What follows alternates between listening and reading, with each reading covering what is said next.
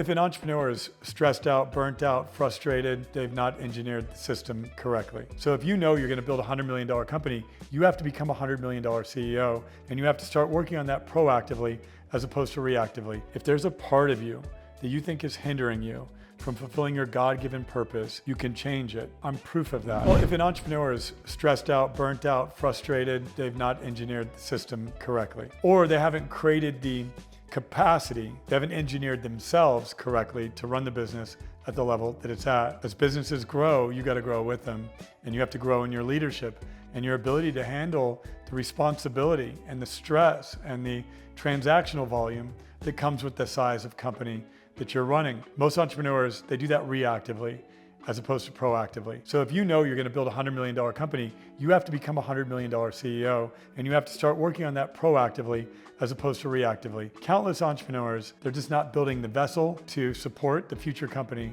that they desire. Do I recognize toxic patterns in entrepreneurs I support? Absolutely, because I've had those very patterns in my own life, so I can see them clearly. If you've done it and you've been through it and you've had similar thinking and similar experience and similar nights that you couldn't sleep and similar fears and stresses, then you know how to spot a pattern that you've once have lived. I've lived those patterns, so I can spot them in others pretty quickly, and I can help them engineer a new pattern. You rarely can see your own patterns, period. I don't see my patterns. I have to hire coaches and mentors, and I have to surround myself with people that I love, that will show me and challenge me and call me forward. I don't see my patterns, and I don't expect to. You know, it takes me maybe 9, 10 signs until I finally go, oh, I should probably do that or do this. So the shortcut is to surround yourself with wise counsel, to have great coaches and mentors in your life that help you see patterns that you're not, so that you can make the adjustments proactively as opposed to reactively. In the turnaround of Visalis, I knew that the consumer had changed. If I could take my company and re-engineer it to match the needs of a new consumer, one that would go from luxury to savings, and I adopted my messaging, my product, my offers faster than my competition, I could take market share. And that's exactly what I did. We took a 27% market share in the shake market and beat every company in our space, becoming the #1 weight loss company in North America. And we were able to do that because I knew the consumer was going to change based on the Great Recession that we were dealing with. And so I adapted to the new messaging that was going to resonate with the new consumer very quickly. And I had new pricing, new products, and new offering. My competition wasn't able to move as fast as I was, and partially was because I had a team that executed very proficiently. We had a great team, myself, my co-founders, the executive team, and the people that were supporting us. We moved very quickly, innovated very fastly, and we got to the market with a new message, a new product, and a new offer faster than anyone else did. And so we took the market. Most costly test of my spiritual maturity, I mean, the harm that I've done to others is the most costly. I was in a gang. I was involved in some bad stuff. And although I found a better path through entrepreneurship, my mentality wasn't one of service like it is today. My mentality was competitive, aggressive, and win at all costs. And when you have that mentality, you know, there's some collateral damage that can occur. And so I would say that collateral professionally has come at the greatest cost. On the subject of spiritual maturity, after I decided that I was going to serve and I was going to purify my heart, and I had my awakening, which was a very traumatic experience, I started making changes to who I was. You can change anything about you.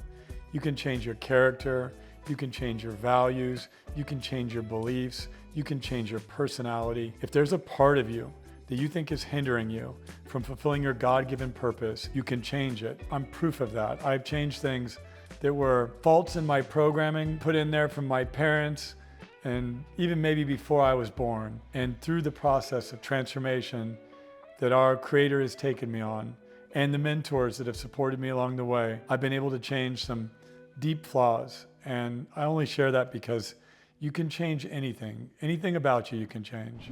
The #1 trait that helped me win in business early on was competitiveness. I was ultra competitive. I wasn't as smart as the next guy. I wasn't as good of an executive.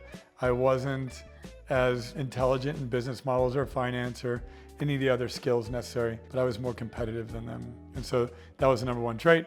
And then of course that comes back to haunt you, because if you're fueled by competitiveness eventually the fuel becomes toxic. If your whole life is living in the spirit of competition, you're not gonna have a lot of friends, and it's an unhealthy way of living. So it's a double-edged sword. I'm still very competitive, but I understand that there's a positive energy that comes with competitiveness and a negative one, and I have to be very careful when I'm in that negative spirit of competitiveness versus the positive spirit of it. There's a negative pole and a positive pole to every virtue. So there's a high frequency of competitiveness and there's a low frequency of competitiveness. When I'm in that low frequency of competitiveness, I have to be careful and I have to correct myself, or I have to have others that help me see the pattern of low frequency competitiveness versus high frequency competitiveness. So high frequency would be when I'm competing against myself, when I'm driving myself to new levels of performance and I'm optimizing for the things that matter the most. And low frequency competitiveness might be if I'm competing, against a competitor, or I'm comparing myself to others, or I'm comparing myself to my neighbor. That would be a low frequency versus a high frequency. And I have to just know when I'm in low frequency or surround myself with people that are empowered to call me forward. And then of course, when I'm in the high frequency, I want to, run as hard as I can in that frequency. When the pressure's on and you're at capacity and you're stressed out, you still have a choice. You can choose to be frustrated, fearful, have anxiety. You can choose to live in overwhelm, or you can choose to access creativity, joy, stillness, silence. You have a choice. And so the key under pressure is to remember that you have a choice, that you have a choice as to how you react to this. You can react or you can respond. When you're under pressure, you tend to go into your default settings, which are fear, anxiety, pride, anger, frustration. And in that state, you have a choice, and you can choose low frequency operations or you can choose high frequency operations. And so I just remind myself when I'm in lower frequencies that I have a choice to move into higher. I'm carrying silent pains all the time. Even though I'm thriving in one area of my life, oftentimes there's something very difficult going on in another area that no one knows about. And as a leader, we have to bear the burdens of others. And there are people that I support, that I help, that are in dire condition, possibly at the end of their life, that I'm helping and supporting. And the only person I get to talk to about some of these things is my wife or my creator. And that's what it's like to be a leader. Rarely are you going to be in a situation where everything is perfect. Generally, you're gonna have something wonderful happening on one end of your life and something very difficult on another. And learning how to balance the smiles and the cries is basically the path of a spiritual leader. That's it. It's never perfect. It looks perfect. Some days feel perfect, but it's never perfect. And if you do have the good fortune to have a day that is perfect, thank God for it. Because there are days where I'm at the highest highs professionally and I'm having to say goodbye to a good friend personally. And on those days, you just know that life is temporary. I hope you enjoyed this video. Do me a favor, like, subscribe, share, help boost this video. I want to get the word out about my work and I could use your help. Thank you so much and God bless.